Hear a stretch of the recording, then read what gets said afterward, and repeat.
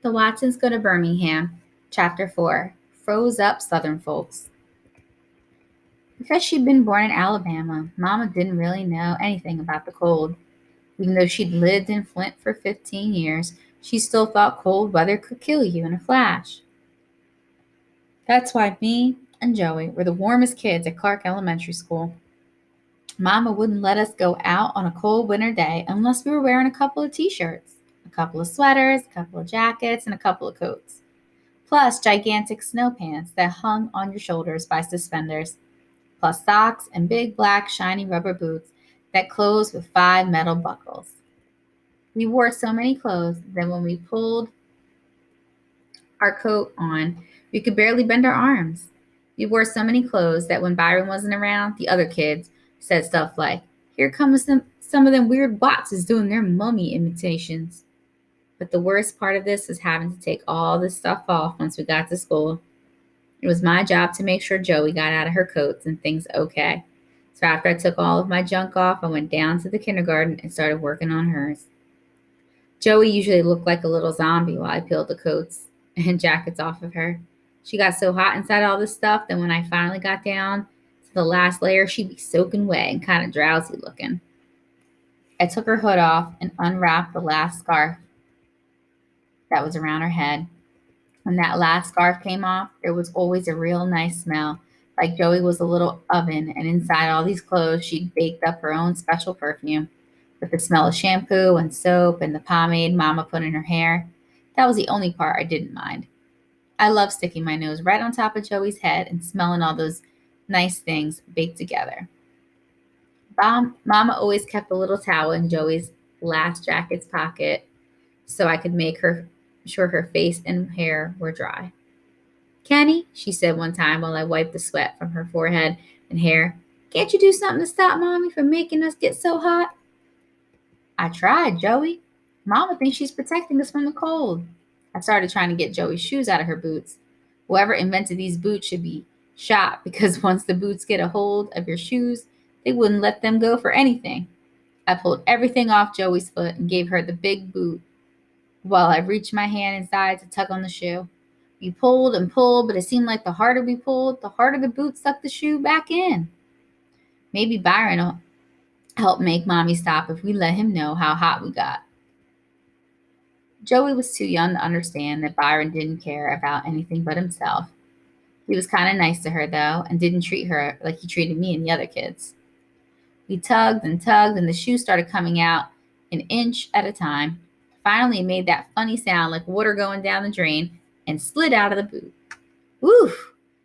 I tied Joey's shoes back on her feet and used her towel to wipe my own forehead.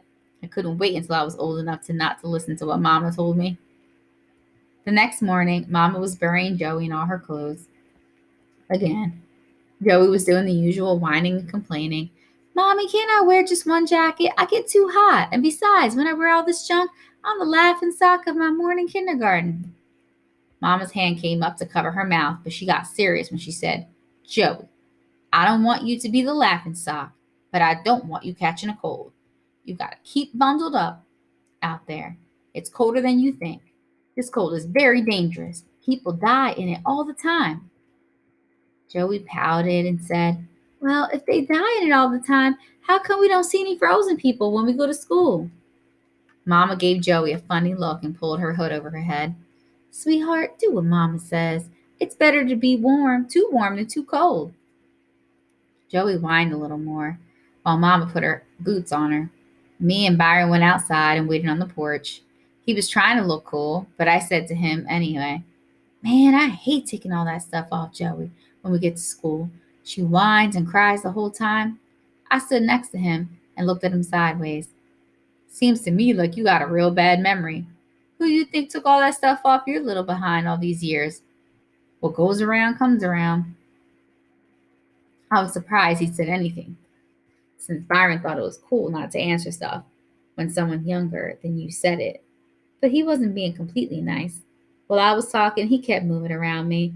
So if I wanted to look at him sideways, I'd have to move too. I must have looked like we were doing some kind of square dance, with me moving around like one foot was nailed to the porch. "Yeah, but I didn't cry and whine." Byron kept circling me and putting his hand behind his ear. What? I know you didn't say what I think you said. You were the cryingest little clown there ever was. With Byron walking around me like that, we must have looked like we were in the Wild West, and I was a wagon train, and Byron was the Indian circling, waiting to attack. Byron changed directions and started going around the other way, and I acted like my other foot was nailed to the porch and started following him sideways that way. I knew there wasn't much point saying a whole bunch more to him, so I said mostly to myself, Man, I hate listening to Joey whining when I take all that junk off her at school. Well, listen here, he said. I'm going to help you out. I know it's kind of stupid to think that someone who's teasing you by going around in circles is going to help you out, but I said anyway. How? He kept going round and round me. I bet we looked like the solar system, with me being the sun and Byron being the orbiting Earth. I'll talk to Joey, kind of put her mind at ease. That didn't sound too good, but I got sick of Bi teasing me, so I let the Earth orbit by itself. Joey finally came out, and the three of us walked toward the bus stop. Byron started right in. Baby sis, I know you don't like wearing all them clothes, right? Right, Byron, they get too hot. Yeah, I'm hip, but there's a good reason why you gotta have all that stuff on. Why? Only me and Kenny wear this much junk. Yeah, but that's what you don't know is that mom is only doing what's right. There's something she don't want you two to know yet. But I know you some real mature kids, so I'm gonna tell you anyway. Okay, tell us. I wanted to know too. Even though I was in fourth grade, I fell for a lot of the stuff Byron came up with. He made everything seem real interesting and important. All right, but when Mama finally do tell you guys this stuff, you gotta act like you surprised. Deal? Both me and Joey said, Deal. Byron looked around to make sure no one was listening, then said, Have you ever noticed early in the morning some of the time you wake up and hear garbage trucks? Yeah. And have you noticed that when you get up and go to school, you almost never see them trucks? Yeah. And have you ever noticed how when you do see one of them trucks, it got a real big door in the back of it that opens and shuts? You can't even see what's inside? Yeah. And have you noticed that how that big door is too big for even the biggest garbage can in the world? Yeah. And Joey, did you notice how Mama got kind of nervous and didn't answer your question about not seeing people being froze up on the street? Yeah. Byron looked around and made us get real close to him. Okay. Now this is the part you're gonna have to look surprised at when Mama tells you about it. But before I tell you, you're gonna have to practice acting surprised so I don't get in trouble for letting you know, okay? Yeah. Kenny, you first. I made my eyes get real big and threw my mouth open. Not bad, but try it with some sound.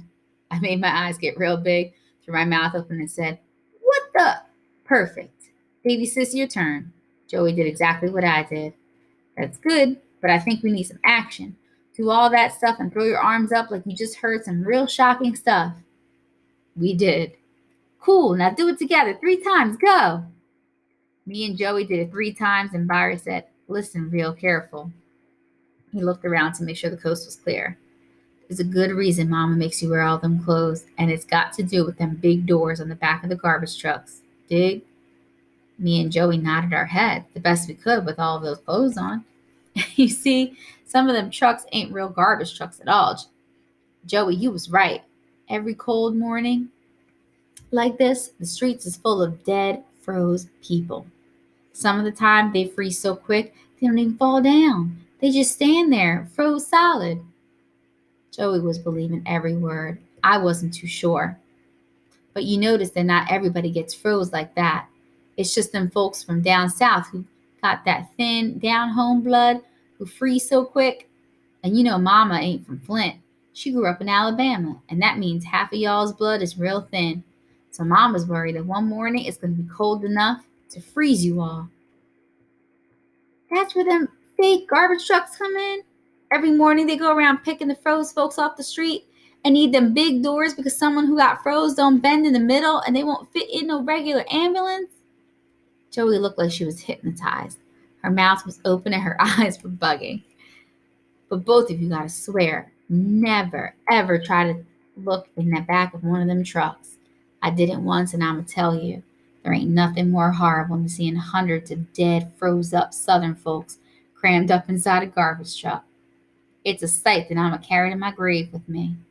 So, Joey, don't be crying and whining when you put all them clothes on. It would break my heart to see my whole family froze solid. So's they got throwed in one of them fake garbage trucks. Joey started crying. Byron told me, give my regards to Clark Poindexter, and left me there to wipe Joetta's tears.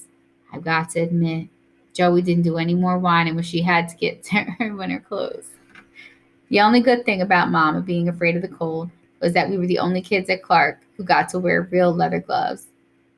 Most of the other kids had to wear cheap plastic mittens that would start to crack up after 2 or 3 snowball fights or one real cold day. Some of them had to wear socks on their hands, and some of them just had to scrunch their arms up in the sleeves of their jackets. But Mama made sure we got real leather gloves with real rabbit's fur on the inside of them. And I'm not bragging, but we got to go through 2 pairs each, a year each. At the end of every winter, Mama and Dad would go downtown to Montgomery Ward's when gloves were going on sale and buy 6 pairs for us kids. The only problem with having 2 pairs of gloves was that if you lost one pair, you had to wear the next pair kindergarten style. That meant Mama would run a string through the sleeves of your coat and tie 2 safety pins on the ends of the string. Then she'd pin your gloves to the string, and it was impossible to lose the gloves because every time you took them off, they just hang from your coat. I pulled a trick on Mama to help Rufus. For a while, I shared my first pair of gloves with him. I'd keep the right hand glove, and he'd keep the left hand one.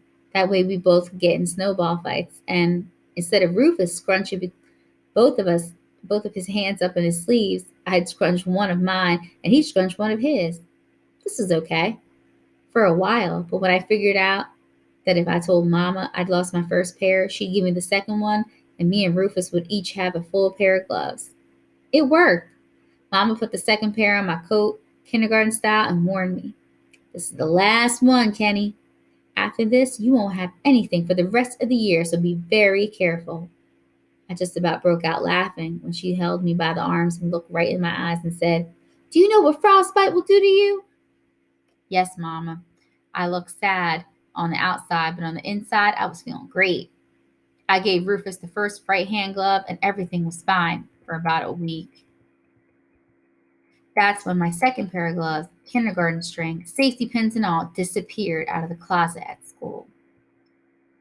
Rufus had to let me borrow one of my old gloves back, and we were back to scrunching one hand up in each of our coat sleeves. Since Rufus was now the official owner of the gloves, he got to keep the right hand one, and I had to wear the left hand one. 2 days later, Larry Dunn stopped wearing socks on his hands and started wearing a pair of real leather gloves with real rabbit fur on the inside of them. The only difference between my old gloves and Larry's new ones was that mine had been brown and Larry's were black. Me and Rufus found this out when Larry ran up behind us and said, this is Friday, y'all. Time to do the laundry. Who's going to be first? Country Cornflake? Cockeyed Kenny? He didn't wait for us to make up our minds and grabbed me first.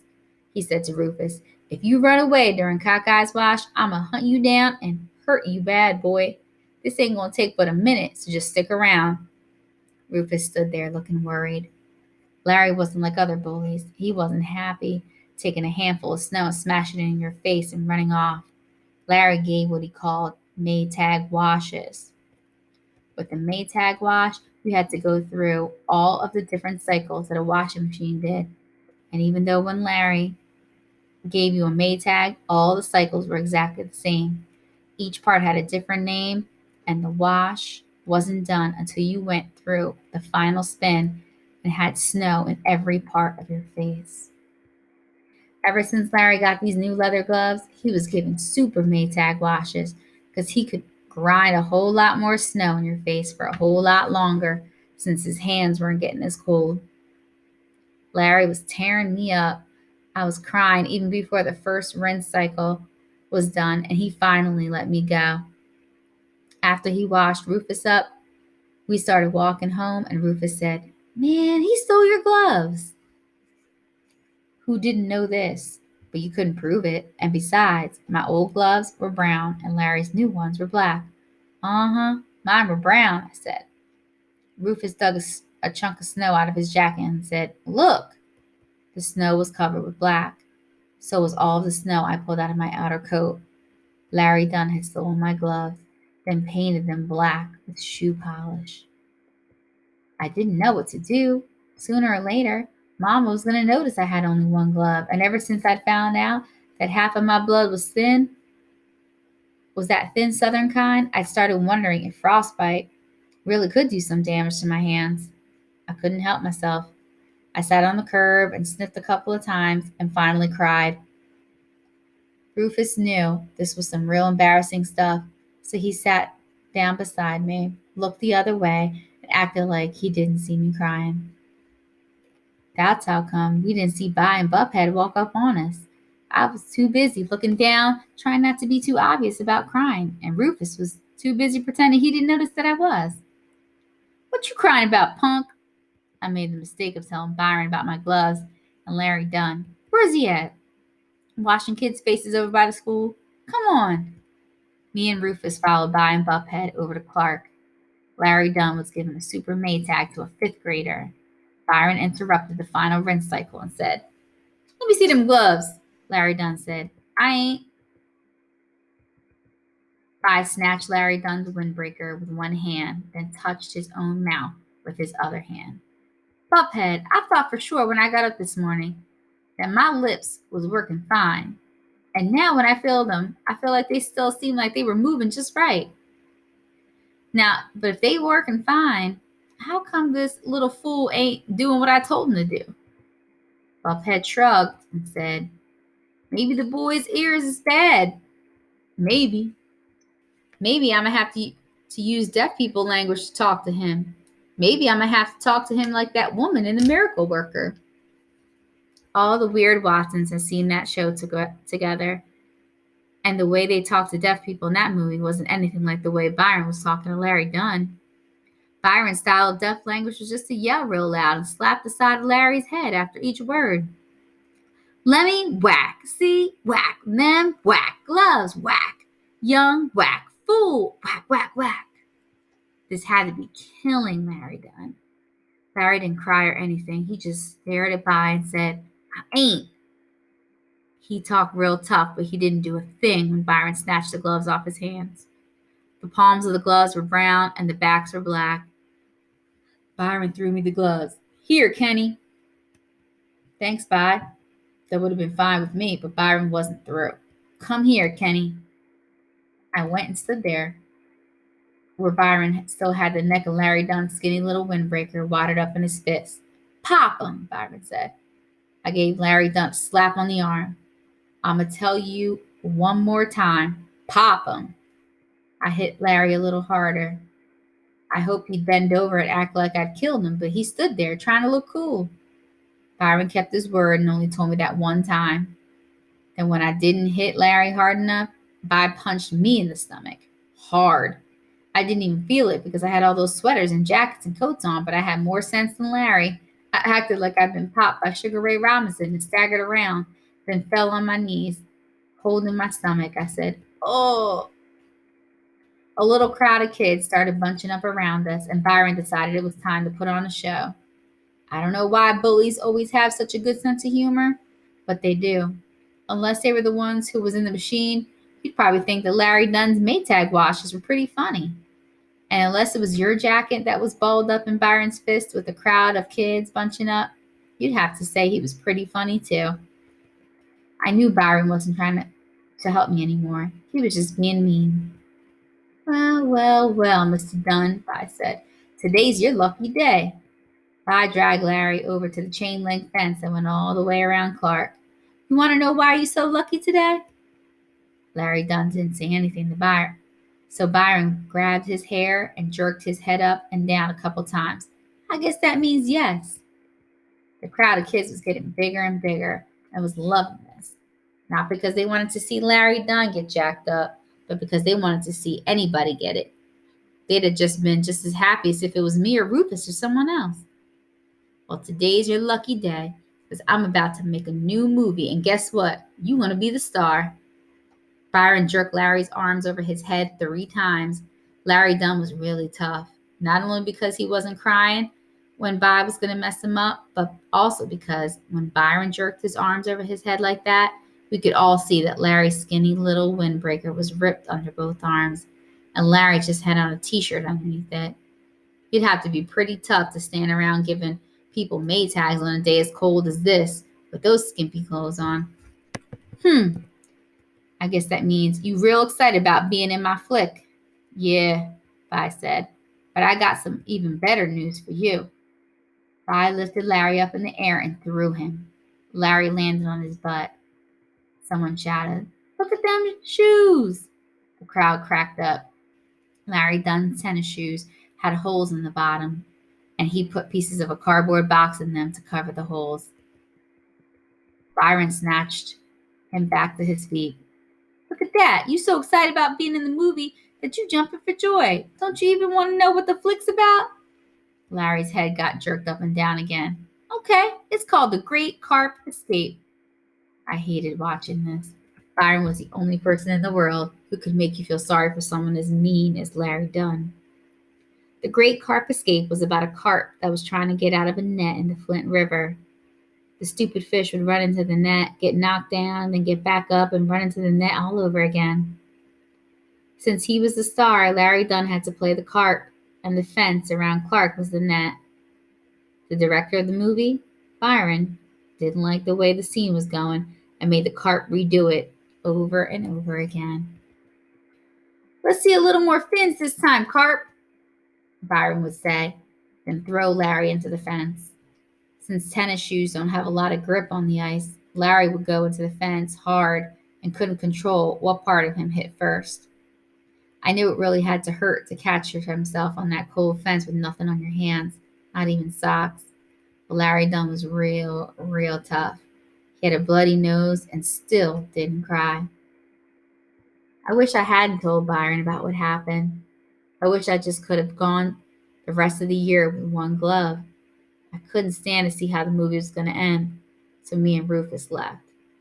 I could hear the chink, chink sound of that carp hitting the net and the screams and laughs of the audience from half a block away.